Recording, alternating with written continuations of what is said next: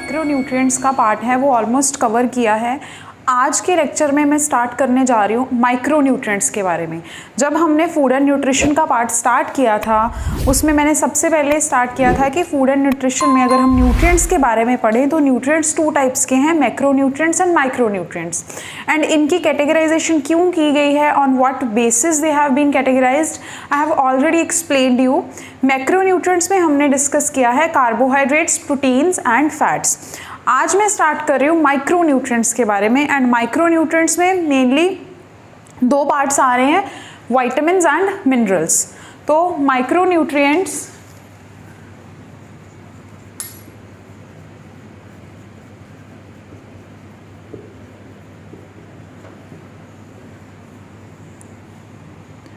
ये माइक्रोन्यूट्रिएंट्स हैं क्या? सबसे पहले we should know this.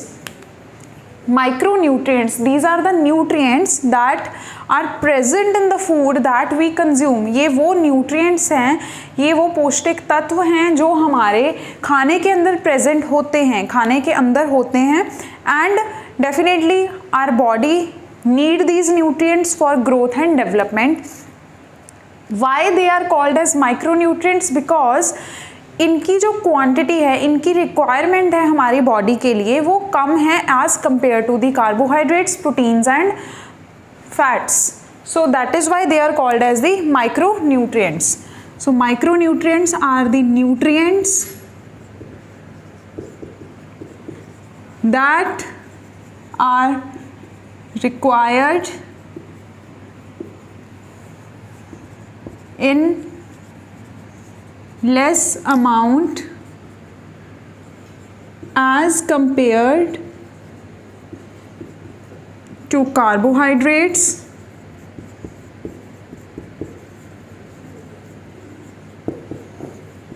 proteins and fat। तो इनका जो अमाउंट है हमारी बॉडी के लिए, जो रिक्वायरमेंट है माइक्रोन्यूट्रिएंट्स की, वो लेस है, कम है कार्बोहाइड्रेट्स, प्रोटीन्स एंड फैट से। और in other words if I से मैक्रोन्यूट्रिएंट्स से कम चाहिए ये।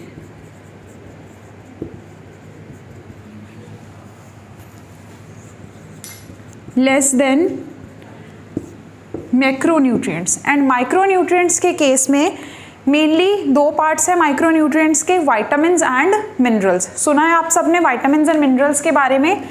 माइक्रोन्यूट्रिएंट्स के दो पार्ट्स हैं, vitamins and minerals. So one by one I'll start with the explanation of these micronutrients, vitamins and minerals। and सबसे पहले मैं start कर रही हूँ vitamins के बारे में। So who will tell me कि vitamins होते क्या हैं?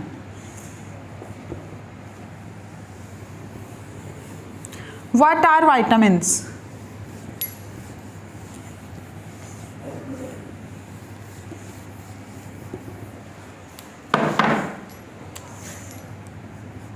Vitamins, this is the first, and the minerals are the another type of micronutrients। and vitamins क्या हैं?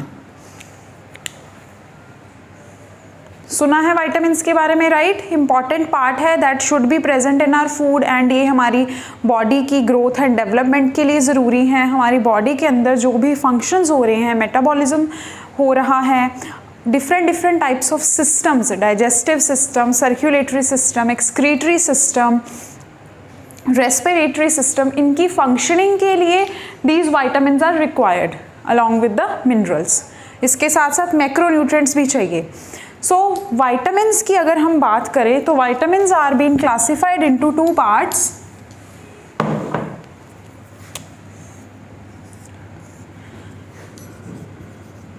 water soluble vitamins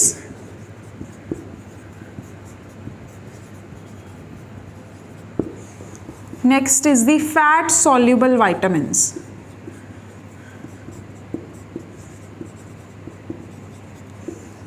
so इनके नेम से ही पता लग रहा है, इनको क्लासिफाई किया है विटामिन्स को दो पार्ट्स में, water soluble and fat soluble. तो जो विटामिन्स वाटर के साथ सॉल्युबल हो जाते हैं, जो पानी में घुल जाते हैं, उनको हम बोलते हैं water soluble vitamins. At the same side अगर जो फैट सॉल्युबल वाइटामिन्स हैं जो फैट के साथ डिज़ोल्व हो जाते हैं, फैट के साथ मिक्स हो जाते हैं, उन वाइटामिन्स को हम बोलते हैं फैट सॉल्युबल वाइटामिन्स। तो डिफरेंट टाइप्स ऑफ वाइटामिन्स को 2 कैटेगरीज में कैटेगराइज किया है, 2 सेक्शंस में डिवाइड कर दिया है। अगर वाटर सॉल्युबल वाइटामिन्स देखने हैं तो वाटर सॉल्युबल वाइटामिन में आएगा vitamin C and vitamin B complex.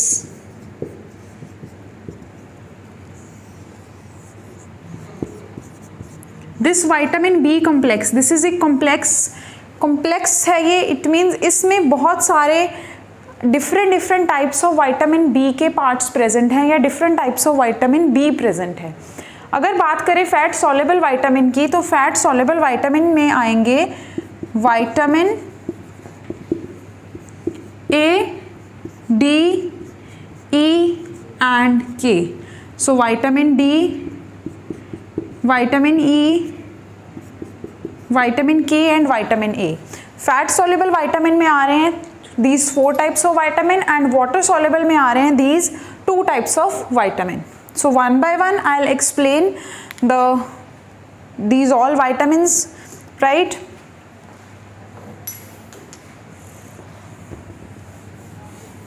So on the basis of their solubility कि ये पानी के साथ मिक्स होते हैं या ये फैट के साथ मिक्स हो रहे हैं, वाइटामिन्स को 2 पार्ट्स में हमने डिवाइड कर दिया, water soluble and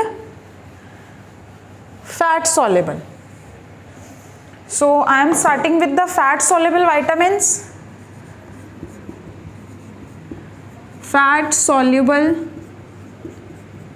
vitamins, fat soluble में कैटेगरीज हैं 4।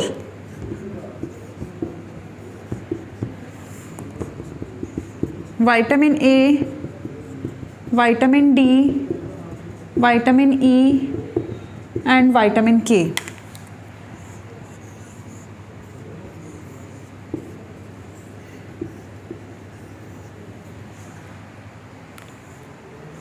Vitamin A, the another name of vitamin is retinol or retinoic acid. So अगर हम विटामिन A की बात करें तो it is also called as retinol, retinoic acid or retinoic acid.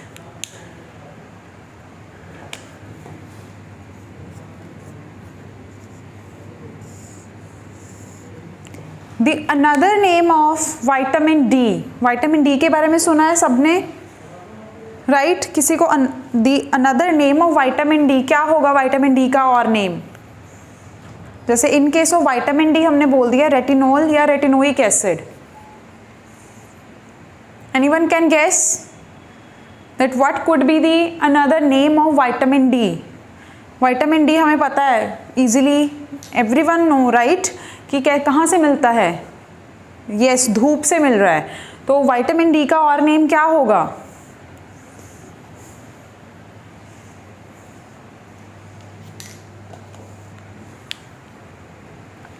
It is calciferol. The another name of vitamin D is calciferol.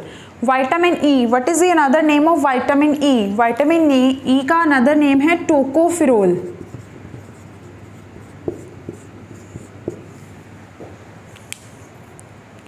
And vitamin K का another name है phylloquinone.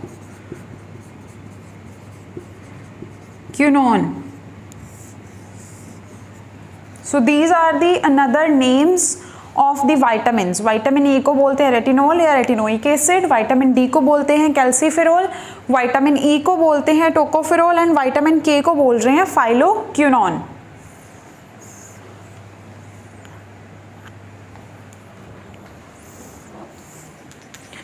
So one by one we'll do the discussion of these vitamins, these fat soluble vitamins कि क्या sources हैं, अगर vitamins की deficiency होगी तो क्या symptoms होंगे, क्या problems आ रही हैं। तो one by one I am going to discuss all that. Vitamin A से मैं start कर रही हूँ। Vitamin A का name है retinol या retinoic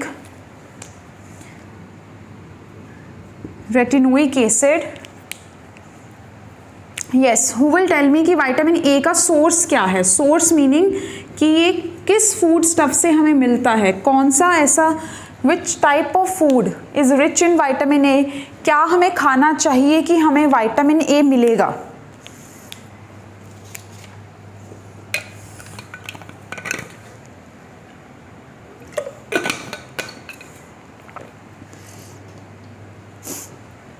सो विटामिन ए के सोर्सेज हैं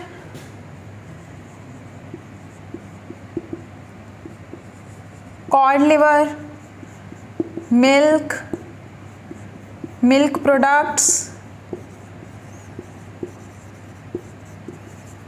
मीट,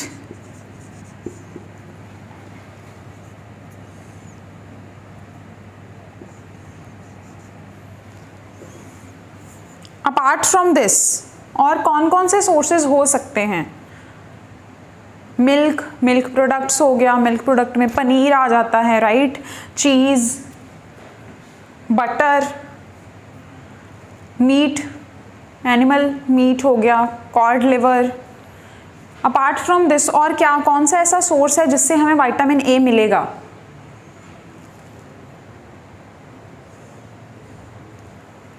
कैरेट्स, यस, वेजिटेबल्स में carrots are the rich source of vitamins.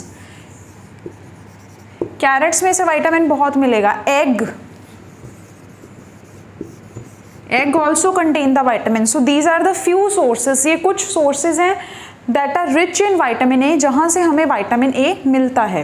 तो मेनली विटामिन ए का फंक्शन कहाँ पर है हमारी बॉडी में? मेन फंक्शन क्या कर रहा है विटामिन? और अगर मैं बात करूं कि विटामिन ए की डेफिशिएंसी होगी किसी को, कोई पर्सन है जो वो विटामिन ए रिच खाना नहीं खा रहा या उसकी बॉडी में विटामिन ए की डेफिशिएंसी है, तो मेनली उसको क्या प्रॉब्लम्स आएंगी? विच part of the body specifically is being affected by the deficiency of vitamin A?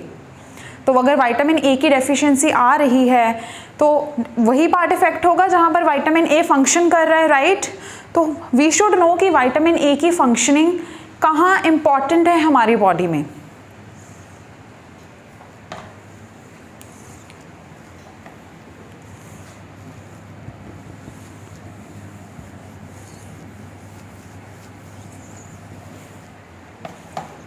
So here I am writing the function or the important role of vitamin A.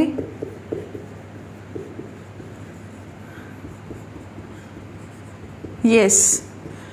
So the most important role that vitamin A is responsible for our eye health. ये हमारी eyes के लिए बहुत अच्छा है.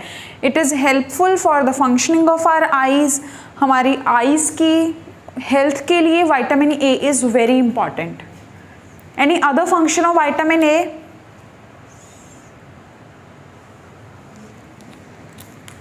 So it is responsible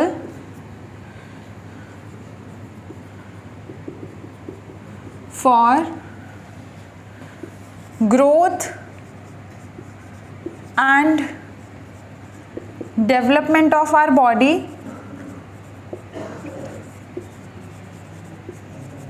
overall body की growth के लिए जो विटामिन ए है बहुत ज़्यादा इम्पॉर्टेंट है, उसके साथ साथ it is important for eye health.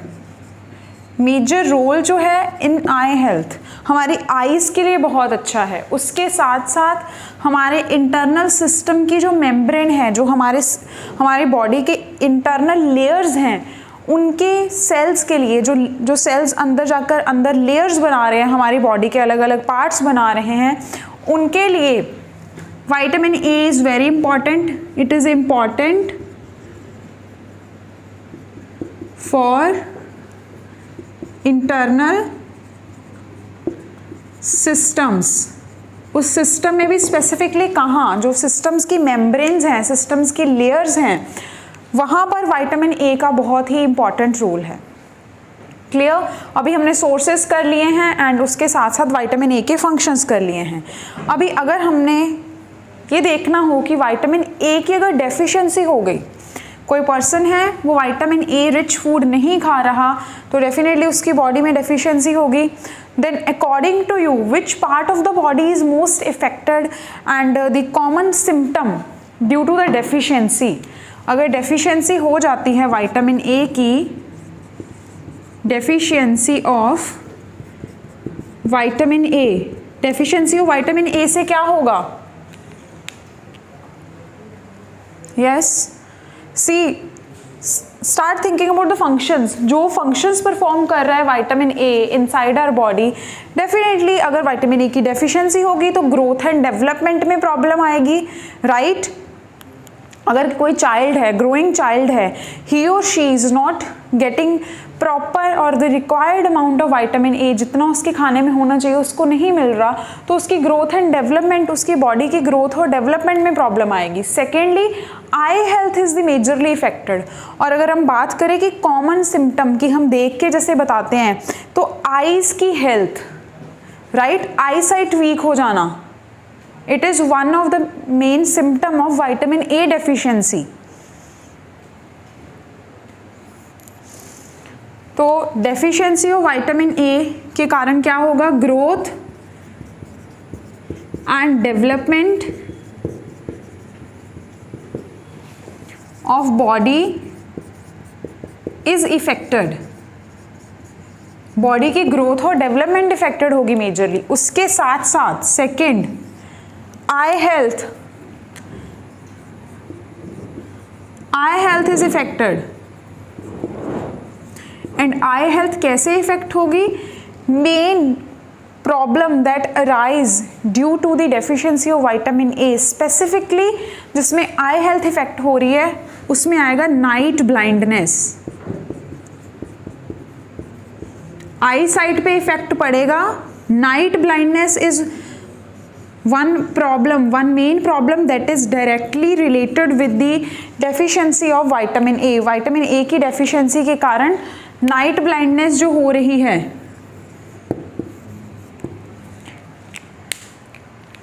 It is directly related with vitamin A. किसी को नाइट ब्लाइंडनेस है, इट मीन्स उसकी बॉडी में विटामिन ए की डेफिशिएंसी है। Clear, right?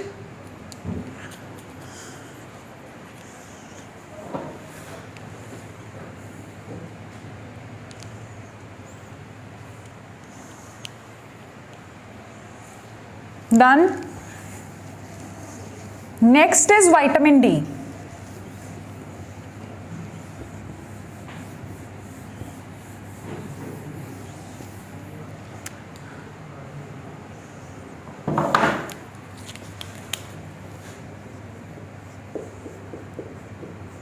Vitamin D is calciferol.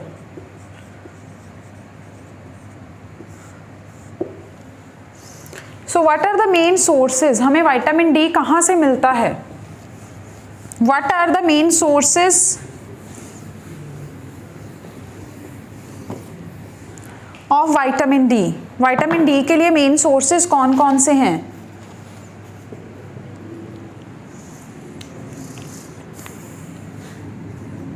कौन से ऐसे फूड स्टफ्स हैं जहां से हमें विटामिन डी मिलेगा? Yes, vitamin D की deficiencies, you can say it is common nowadays. So vitamin D की deficiency होती है, it means जो खाना है जिसमें विटामिन डी है, people are not consuming it, या हम वो नहीं खा रहे, इसीलिए तो किसी भी चीज़ की डेफिशिएंसी आ रही है कि हम अपने खाने में उस चीज़ को ऐड नहीं कर रहे। तो सोर्सेज क्या क्या होंगे विटामिन डी के? जैसे हमने विटामिन ए के सोर्सेज किए हैं, सिमिलरली विटामिन डी के भी कुछ सोर्सेज हैं। There are specific food products जहाँ से हमें विटामिन डी मिलता है, राइट? तो वो कौन कौन से हैं?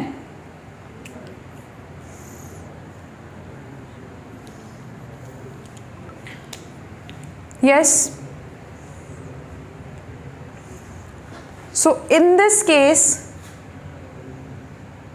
for vitamin D, it is the fish liver,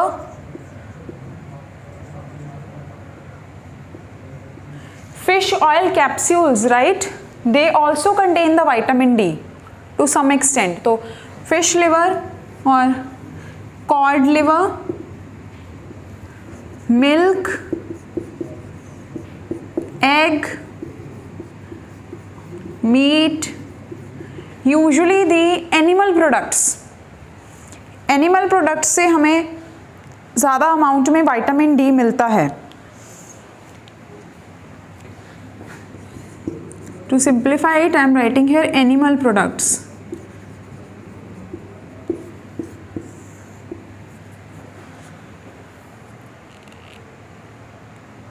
If we talk about the it is being said कि धूप में बैठना चाहिए, विटामिन डी मिलता है, तो basically inside our body sunlight से क्या हो रहा है, सनलाइट से सर्टन टाइप ऑफ चेंजेस आ रहे हैं हमारी बॉडी में, और एट द एंड कुछ ऐसे मॉलिक्यूल्स हैं जो अंदर प्रेजेंट हैं जो at the end due to the sunlight जब हमारी स्किन के ऊपर when the sun rays will fall हमारी स्किन के ऊपर, they will fall, after that what will happen, the specific molecules जो हमारी बॉडी के अंदर ऑलरेडी प्रेजेंट हैं वो चेंज हो जाते हैं विटामिन डी में. And the most important source is sunlight, natural form. Clear? So what is the main role and the function of vitamin D inside our body? क्या role है vitamin D का हमारी body के अंदर? जैसे हमने vitamin A के case में किया है that vitamin A is important for growth and development, eyes की हेल्थ के लिए. सिमिलरली विटामिन डी का भी कोई इंपॉर्टेंट रोल होगा. And what it is doing, it has important role in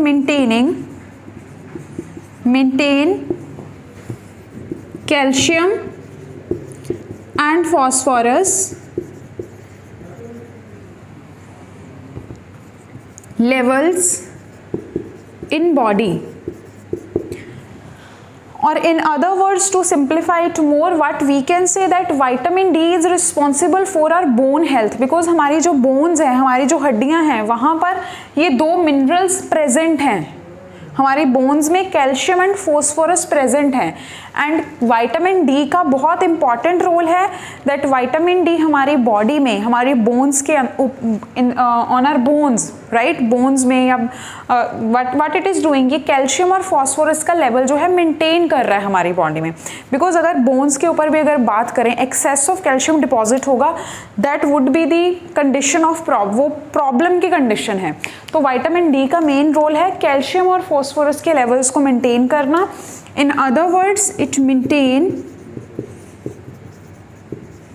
bone health.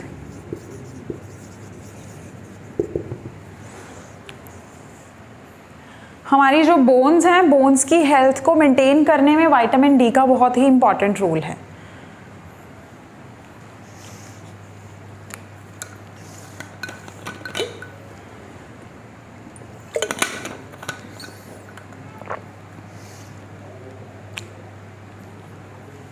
सो अब नाउ वी नो कि bone health में मेंटेन करने में प्रॉब्लम रोल है.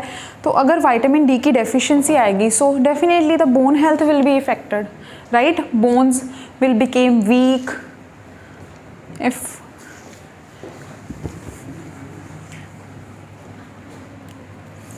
सो डेफिशिएंसी, क्या होगा विटामिन डी की डेफिशिएंसी से? Bone health is affected, majorly affected.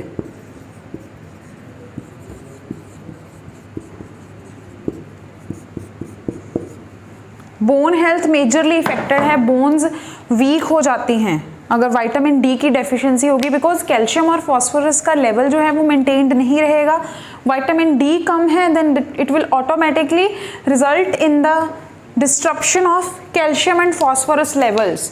So that will in turn वो बोन की जो हेल्थ है उसके ऊपर सबसे ज़्यादा मेजर प्रॉब्लम होगी, राइट.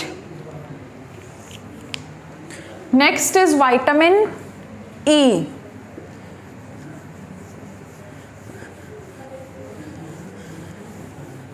विटामिन ई का अनदर नेम क्या है? विटामिन ई का अनदर नेम है tocopherol. The another name of vitamin E is tocopherol. And what are the food products जहाँ से हमें vitamin E मिल रहा है?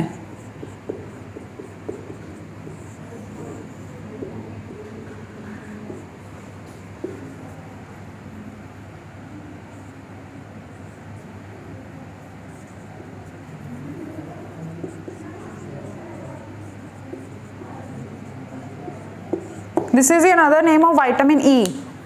And what are the food products that are providing us vitamin E और tocopherol? कौन कौन से ऐसे स्पेसिफिक फूड हैं जहां से हमें विटामिन ई मिल रहा है? And keep this thing in mind कि ये हम सारे फैट सॉल्युबल विटामिन्स कर रहे हैं. यस.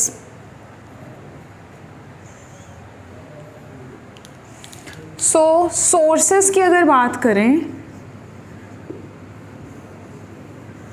सोर्सेज में विटामिन ई कहाँ कहाँ से मिल सकता है हमें? From sunflower seed,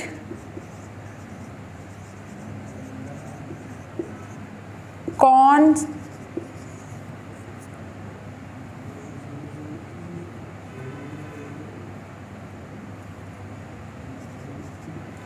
sunflower seed हो गया, कॉर्न्स हो गया. Apart from this ground nuts,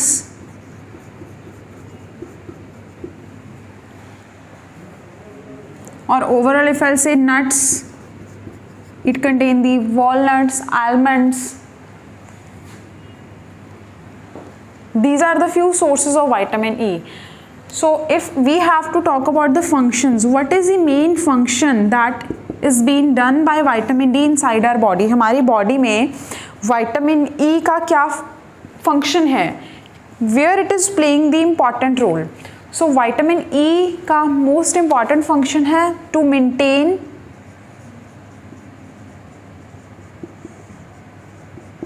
the functioning of immune system. तो हमारी इम्यूनिटी के लिए vitamin E is very very important. Vitamin E का जो मेन इंपॉर्टेंट रोल है, it plays important role to maintain the functioning of immune system. हमारी immunity को strong बना रहा है, हमारी बॉडी की प्रॉपर फंक्शनिंग में हेल्प कर रहा है. ओवरऑल अगर हम देखें, मेन टारगेट है इम्यून सिस्टम, उसके साथ साथ functioning of body. Apart from अगर इम्यून सिस्टम स्ट्रॉन्ग है तो हमें कोई बीमारी नहीं लगेगी. अगर कोई बीमारी नहीं लग रही देन इट मीन्स बॉडी के सारे जो फंक्शंस हैं वो नॉर्मल चल रहे हैं. Clear? So now if there would be the deficiency of vitamin E, then ये डायरेक्टली टारगेट करेगा इम्यून सिस्टम पे. इम्यून सिस्टम पे टारगेट हुआ है, बॉडी में इन्फ्लेमेशन जो है, सूजन जैसे बोलते हैं, इन्फ्लेमेशन होना एक सिम्टम है मेन कि इम्यून सिस्टम की फंक्शनिंग में you can say it is not going well, right? अगर inflammation stage for longer time, it means immune system के जो सेल्स हैं या इम्यून सिस्टम है, हमारी इम्यूनिटी है, इतनी स्ट्रॉन्ग नहीं है कि वो फाइट कर पाएगी किसी भी प्रॉब्लम से. तो ओवरऑल अगर विटामिन ई की डेफिशिएंसी देखें तो उस केस में इन्फ्लामेशन, बॉडी में इन्फ्लामेशन हो जाती है. This is the one reason. Overall देखना है तो विटामिन ई की functioning, it is responsible for the overall functioning of our body. अगर इम्यून सिस्टम सही है, कोई बीमारी नहीं लगेगी तो बाकी सिस्टम भी अच्छे से चलेंगे, राइट? उसके साथ साथ anti inflammatory role. Vitamin E का जो अनदर फंक्शन है that is anti inflammatory role. जैसे आई वॉज टेलिंग यू कि अगर किसी को कोई प्रॉब्लम आ गई है, विटामिन ई की डेफिशिएंसी है, तो उसकी बॉडी में इन्फ्लेमेशन हो जाती है, सूजन की प्रॉब्लम बहुत ज़्यादा हो जाती है. वो किसके फंक्शन के साथ रिलेटेड है? एंटी इन्फ्लेमेशन का होना भी. एक्सेस ऑफ इन्फ्लेमेशन, बॉडी में इन्फ्लेमेशन हो रही है, विटामिन ई की डेफिशिएंसी है बिकॉज वो इन्फ्लेमेशन के अगेंस्ट वर्क कर रहा है. ठीक है? उसके साथ साथ इम्यून सिस्टम का फंक्शनिंग प्रॉपर नहीं हो रहा, इसी कारण इन्फ्लेमेशन हो रही है. सो ओवरऑल अगर हमने समराइज करना है कि विटामिन ई की अगर डेफिशिएंसी हो देन क्या होगा, तो विटामिन ई की डेफिशिएंसी के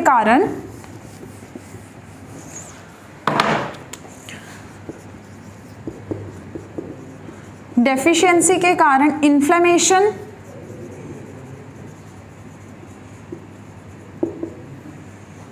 बॉडी में इन्फ्लेमेशन होगी. Overall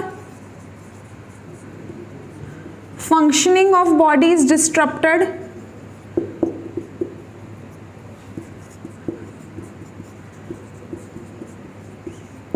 along with that specifically reproductive system is affected.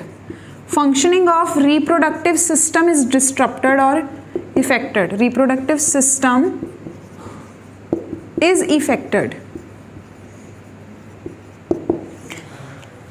right? So this is all about the vitamin E. In case of fat soluble vitamin, the next vitamin is vitamin K.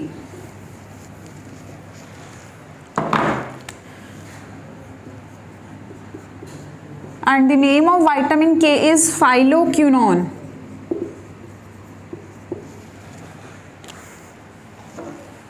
So again, in this case of vitamin K, the sources of vitamin K are, vitamin K हमें कहाँ से मिलता है? So the sources are again in this case green leafy vegetables,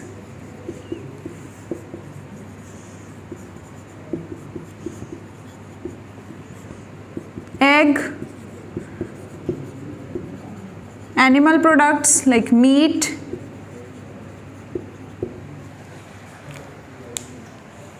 so अगर in this case vitamin K के case में we have to deal with the function. क्या function है vitamin K का? The most important function of vitamin K inside our body is blood clotting. The most important function is blood clotting.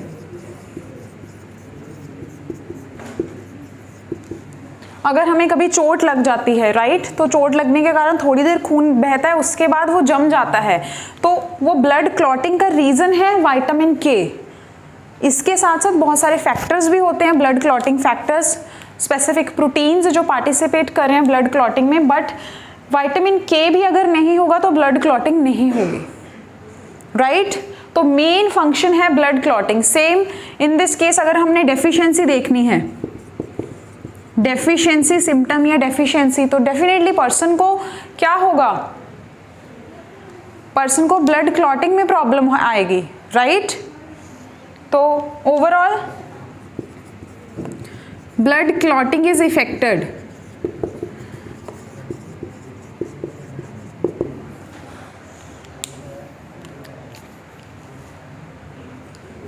Clear?